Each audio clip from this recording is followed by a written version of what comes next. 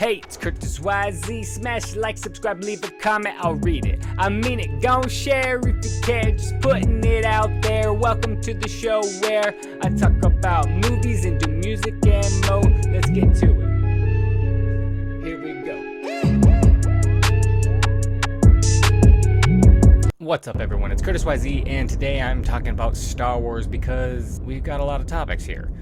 Shout out to RevKev for bringing this to my attention. Mandalorian. How do you guys feel about the PG13 rating? Well, I'll tell you how I think. It's potentially a good idea, potentially a horrible idea, okay? Because this is how I see it. To me, this looks like, you know, and I know they say that PG13s get the most views, but you know what? Not if it's for adults. Not if children don't care about this. Not if it's for children. In that case, I'd say go with the R. Still keep it relatively PG, what I call a PG-13 plus, okay? Give it that room to be able to go the extra mile it might need to in some certain situations. Don't hold it back if it calls for it. Don't go overboard, because there's no reason to be going overboard. I just want it to feel real, gritty, and impactful. But other than that, you know, what more can you expect from Disney? Course, but I think personally I think it would be smarter if they had a section for adults, the parental section, and cater a little bit more towards adults. Now if you want to hear a little bit different of a view, go to RevKev's channel and the link will be in the description, and you can go check out what he thinks about this, because he's got a kind of a total opposite view, but I still respect his view and how he sees it, because obviously that's still a good route. My problem is that it's almost trying too hard to cater to everyone, and in doing so you're not catering to everyone, because you're limiting it to what you think everyone can deal with or whatever. But I just don't see a problem with separating it and letting the kids not see it.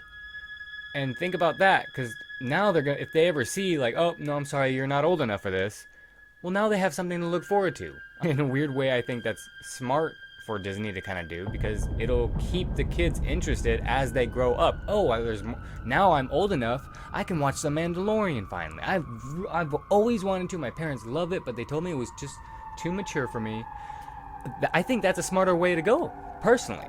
So now when it comes to The Mandalorian and my worst fears about it right now, Mandalorian going from looking like that to looking to this.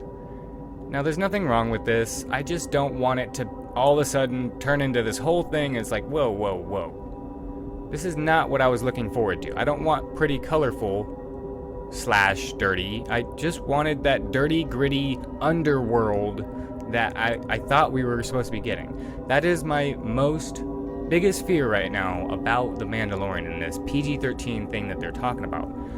That's why I just don't see there being a problem with having a little bit more adult things. It doesn't have to be rated R technically. I just want it to be a little bit more pushing towards the R, okay? I don't want PG-13. I want PG-13 plus, as I like to call it. Not afraid to push the boundaries a little, but you don't do it a lot to really claim it to be R. You know, it needs to be very impactful at certain times. I feel like the show is going to be, and I don't want it turning into this whole other picture that really doesn't fit what we were supposed to be looking forward to. Now that is my biggest fear when it comes to the PG-13. That's really all I had to say about that. RevKev really brings a lot to the table on his. That's why I want you to check out his channel and see what he thinks about it. It was a really great, thought-provoking thing, because I had never thought about The Mandalorian. All I knew is that it was relatively gritty looking, and I know I'm looking in the wrong direction, but I thought that it was kind of like an R. I didn't really think about it, though. That's why I thought it was a good video, because I didn't really think too hard about that. Next topic.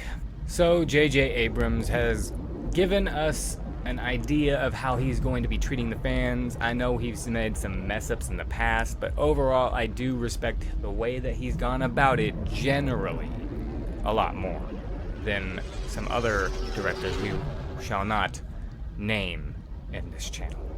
Regardless, I do have a lot more. I mean, these are two of my favorite visual shots. I just think they look really good. As you can see, what's cool about the Rebels is it's kind of scattered. You know, it's supposed to be a little bit more natural, if you will, versus the orchestrated evil. I think that it already looks thematically really good, and I just think that his visual eye is so much better than Rian Johnson's already. So I'm giving him a little bit of credit here. I think that he's going to be trying his best here to please as many people as he can without pleasing as many people as he can. What he said in that interview is he had to take a stance on what he thought Star Wars was, and ultimately so far I've liked what he's done, mostly. So I'm excited to see what he might bring to the table that I wasn't expecting. Next part of this topic, now what I wanted to talk about here is where it's mostly just speculation, but what I think they were hoping for out of this kind of a release when it came to them releasing this poster. They released the fact that this is not actually Palpatine, but a picture of a toy that they rendered into this picture, into this poster.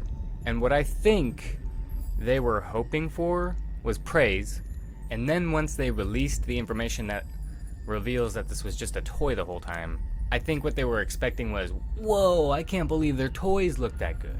Something along those lines. I don't blame Disney for trying to do something like that, but it just totally backfired. I just wanted to say that. It just seems kind of like maybe this was a stunt where they were trying to impress us. That's it for today. There's been a lot of good talk about Star Wars. Check out the Fandom Collective for more great content. The link will be in the description. Go to their Twitter channel. Check out more content from other creators that not just talk about Star Wars, but other big franchises. And it's a big community growing where you can give your voice and you can be heard.